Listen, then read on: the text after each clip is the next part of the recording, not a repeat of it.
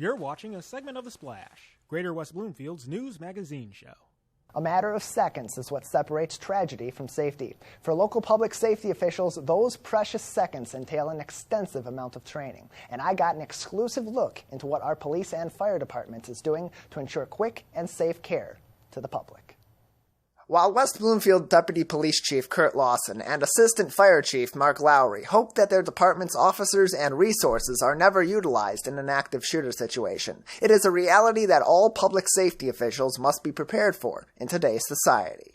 With neighboring departments within the OAKWAY Mutual Aid Partnership, West Bloomfield hosted a training session for police and fire departments to work through a simulated active shooter scenario at the Corners on Walnut Lake Road, preparing for a unified effort to stop tragedy as safely and effectively as possible. There isn't a single department out there that can handle this on their own. There aren't enough officers on duty. There aren't enough EMS people on duty. So when an event like this happens, it's a unified command where PD and the FD work together because the police department would provide security and the rescue personnel would come from the fire department for the medical side. All of our rescue task force teams are trained the same way.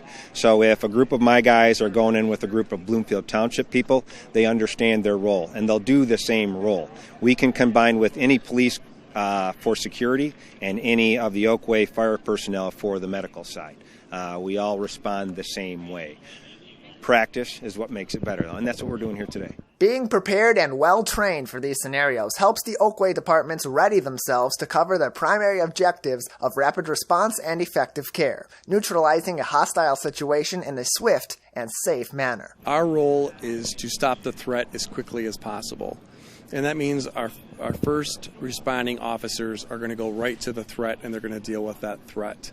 The other officers that come in behind are going to secure the area.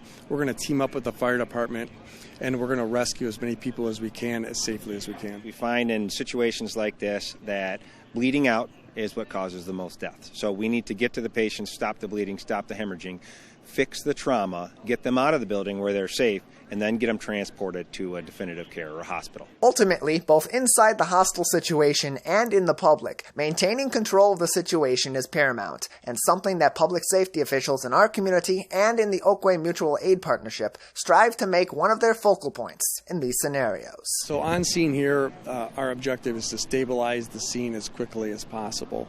Once we've stabilized the scene, we have to remember that this is also a crime scene, so we have to preserve evidence. We want the area around the incident to remain blocked off. And like I said, we want to kind of control the situation. We want to block off roads. We want to, any victim that leaves the school here needs to be brought to a separate location to be interviewed. So there's a lot of things that have to take place, and we want to do it in a very orderly fashion, at least as orderly as you can in such a stressful situation. Hopefully, active shooter scenarios in the OAKWAY and neighboring communities will continue to be limited to these kinds of simulations. But our local public safety officials have committed to ensure that if a tragic event like this ever strikes our community, that it will be resolved quickly and safely. You can find more information on our website at civiccentertv.com/active shooter training. Thanks for watching a segment of The Splash. To catch the entire show or other segments, watch us on Comcast Channel 15 or AT&T Channel 99, or look us up online at thesplash.tv and listen to us on WBLD 89.3, the all-new Lakes FM.